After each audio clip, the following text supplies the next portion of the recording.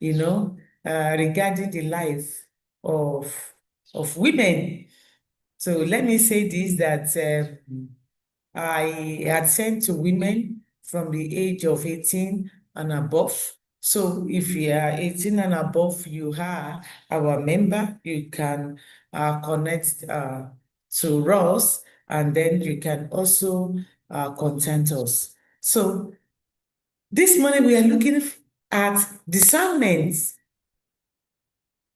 Discernment. A major thing a woman would need to ask for, learn, study, look for, seek for, is to be able to discern. To be able to discern things, to know the truth, to know right from wrong, okay? At sighting, to be able to differentiate, between things is very, very important as a woman. The life of a woman, I don't want to say it's a very stressful one. Women engage in a lot of things. You have to take care of your husband. You have to take care of your children. You have to take care of your home. If you are pregnant, 9-month pregnancy, it will be like a project, because within that pregnancy period, you might not be able to do a lot of things. And because of that, the life of a woman is compassed about many things, okay, that makes the woman very busy, not doing nothing. There's busy doing nothing, but the woman is busy doing a lot of things in life, and because of that, it looks as if the woman is not able, to discern things, because a lot of effort is put into the family. Okay, the family, what the children will eat. It can be very cumbersome when you are thinking of what your family is going to eat. Though sometimes you may have a timetable, okay, for feeding, but sometimes even you as a woman, you might not feel like eating what is on the timetable, or sometimes you have it on the timetable, but you don't have it on ground. You don't actually have the ingredients on ground, but you have it on the timetable. You see, this is the life of a woman, and we need to start getting used to ourselves, what the life of a woman entails, you understand, and how to plan things out. If not that, you will just be doing the same thing every day.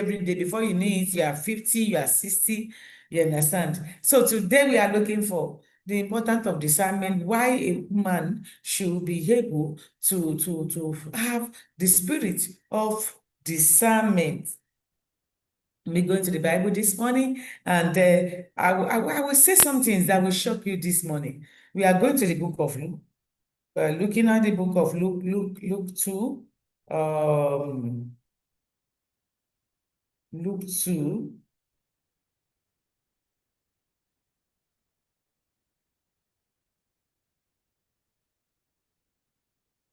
Yeah, the book of Luke, chapter 2. Let me read from verse 34. And Simeon blessed them and said unto Mary, his mother, Behold, this child is set for the fall and rising again of many in Israel. Okay? Of many in Israel, and for a sign which shall be spoken against. Yea, a sword shall pierce through thy own soul also, that the thought of many hearts may be revealed.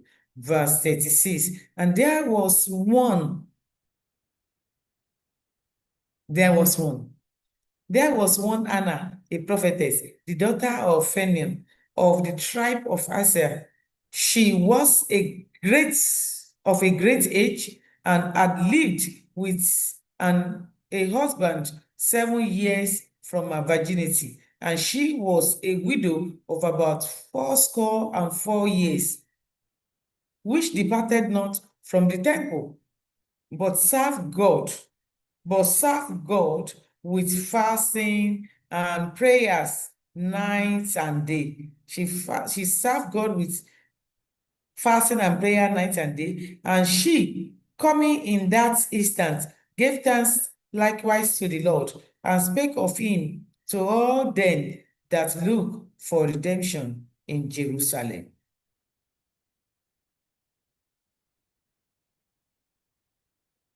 This is Anna. Anna has been in the temple, many of the times when problems happen to women, they just go down, Some will have depression, some will, it will not be a noticeable depression. Things happen. Women, things happen. A lot of things happen to men, a lot of things happen to women. You understand? One thing I liked, and now I've learned about the male counterpart is that when things happen to them, the next thing they look at, what is the next thing? What is the next step to take? What is the next thing? But I discovered that women, we used to ruminate, we used to dwell on the past too much. This woman, Anna, in the book of Matthew, in the book of Luke 2, her husband died long ago. She married early and her husband died early. But instead of her to start crying about or start begging, you understand? Instead of her to start looking for who is going to help her, she stayed in the temple. She stayed in the temple. She was praying. She was fasting. She now started doing the work of God. She started doing the work of God. She was in the temple. She started doing that even before Jesus Christ was born. She was always in the temple. People, when you're in the temple, a lot of people will come to you. People will come to you. People will come to you. She was in the temple. She was serving. On her own, she was not competing with the pastor. She was not competing with, but she was in the temple. She was just praying. Let me tell you something. A major thing that God has given to women is in the area of prayer and fasting. Oh my God. You can pray and fast and bring to bear at your corner. Dear Mr. It is the person that is praying and is fasting that is controlling. It may not even be the pastor. It may not even be the pastor that is holding mic. There's something you should know. As a president of the country, it might not even be the president that is controlling. I mean, spiritually, it might not even be the president that is controlling that nation spiritually. It is the person that is always on his or her knees, praying. When you are ruling things, a lot of people are watching you. They are working at the back end. They are actually ruling. What makes Abraham the father of all nations? What makes Abraham the father of all nations? Is the spirit of discernment. Is the spirit of discernment. You understand? Abraham was not chosen as the father of all nations because by luck, by his beauty. It's the spirit of discernment. Abraham did something that is very spectacular. When people want to talk about Abraham, they just talk about tithes, tithes, tithes. Recognition, discernment. Abraham was able to discern Melchizedek in the book of Genesis 14. I identify this spiritual woman being. I can identify this spiritual woman being. Let me go to him. I need to go to him. Abraham did fought a war, not in the flesh, but in the spirit. Discernment. When people are talking, by the time you talk, in a spiritual environment, people will recognize you. People will recognize you. When you talk, people should be able to recognize you. I didn't know when I did my BCC, I was just I was one of the oldest, but I was not the oldest at that program. But you know, a lot of young people, teenagers, you understand, a lot of young people. And I was asking questions. I was asking questions. I don't know, a particular pastor came and I was asking question. He said, eh.